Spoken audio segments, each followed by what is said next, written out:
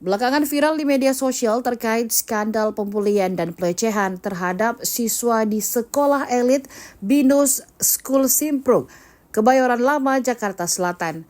Hal itu langsung dibantah pihak pengelola sekolah. Laporan dari siswa inisial RE 16 tahun diakui tidak benar oleh pihak sekolah.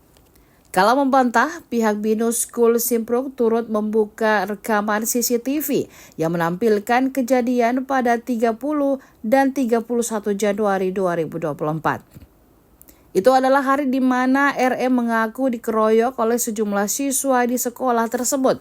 Dalam rekaman CCTV yang diputar, belasan siswa termasuk RE terlihat masuk ke toilet sekitar pukul 13.37. Mereka masuk ke toilet secara beramai-ramai. RE terlihat santai ketika memasuki toilet. Sambil berjalan, RE tampak mengobrol dengan dua orang temannya. Belasan siswa itu berada di dalam toilet selama sekitar 8 menit. Hingga keluar pada pukul 13.45 waktu yang tertera pada CCTV.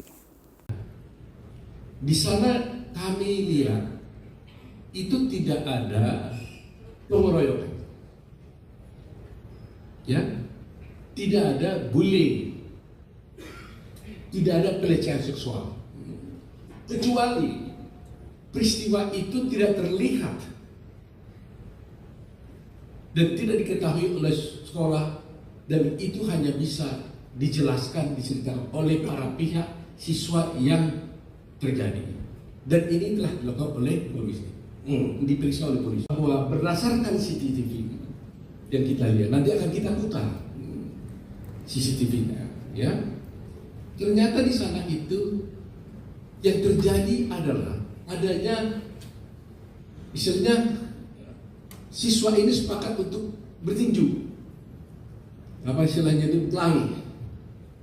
Nanti kita lihat ya. Jadi mereka mengajak berkelahi, mereka menangani, tidak ada pengeroyokan. Jadi 1 lawan 1 berkelahi, setelah itu selesai.